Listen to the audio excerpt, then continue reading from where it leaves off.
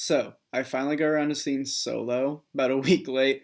I'm actually interning in Germany this summer, so getting around to the movie theater hasn't been as prompt as I'd like. I have found a theater that plays the original English American language versions, which has been great. I just haven't been able to make it to midnight showings like I want because of work.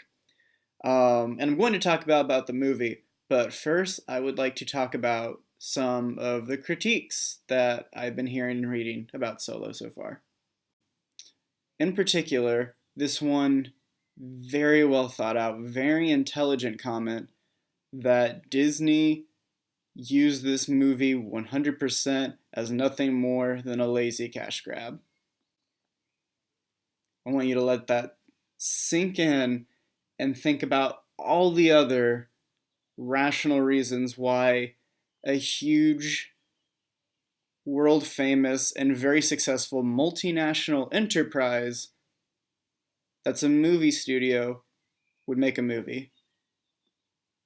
Hopefully, you realize how dumb this statement is. And to the people who are making it or advocate this as a reason to not like the movie, I'd want to ask them what they think the Marvel Cinematic Universe has been. I haven't heard anyone say that about Infinity War. And I enjoy Infinity War too. I like the Marvel movies. I like watching them. I haven't heard anyone call those cash grabs, and it seems to me like rationally, Disney's a movie studio. They make movies with the expectation of recovering some reasonable profit from it, and I'm not sure why Solo's being singled out is different from that. I wasn't completely super excited about this movie, just for a couple of reasons. But when I was growing up and I was little and like was playing outside with my friends playing at Star Wars, Han Solo's never a character I was that interested in. Or I always pretended I was Obi-Wan or Luke. Those are my favorite characters. And then when Ron Howard was brought in and replaced the directors of the Lego movie, which I loved and thought was hilarious, I thought, okay, well, that's a safe, maybe a bit of a boring, but a safe choice. But yeah, it's Star Wars, so I'm going to go see it. And I had fun watching this movie. Seeing Childish Gambino as Lando was awesome. Um, Regardless of how you feel about her role, it was fun to see Daenerys, Amelia Clark, in the movie too. And Woody Harrelson, I think, is great in a lot of his work. Oh, and I learned very recently that even with this movie, there was a boycott because apparently middle-aged fanboys are as moody as angsty teenagers and have picked children's movies as their hill to die on. To talk a little more specifically about the movie, I won't go into too much detail. I really wanted to just truck bring up the cash grab thing because I read that and just thought it was ridiculous. But the movie, like I said, I had a lot of fun watching it. Um, I think most of us think Donald Glover slash Childish Gambino, whether we know him from his music or Community, already think he's cool. So to see him in this role, it's a lot of fun.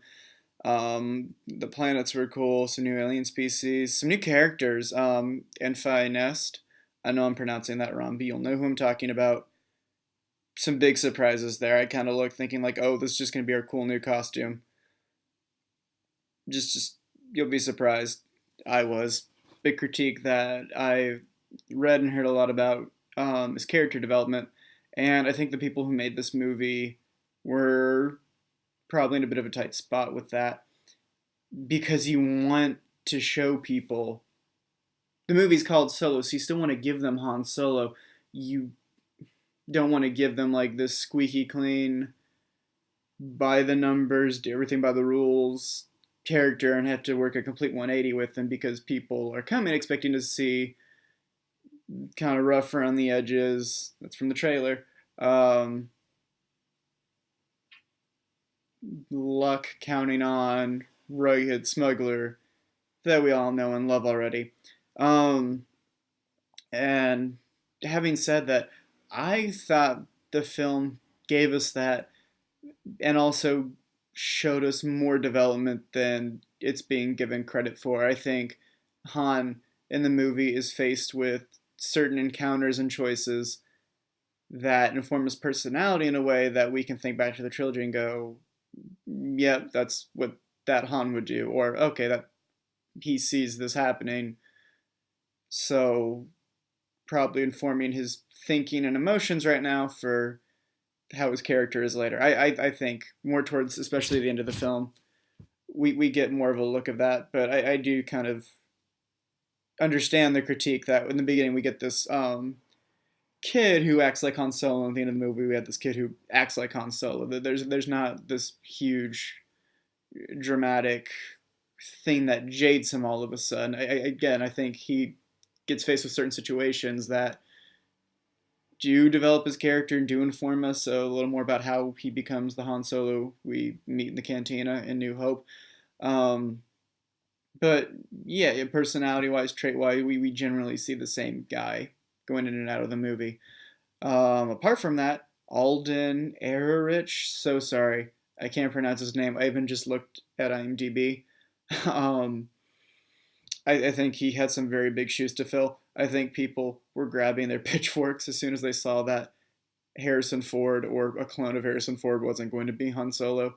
And again, middle-aged fanboys who have made this their hill to die on.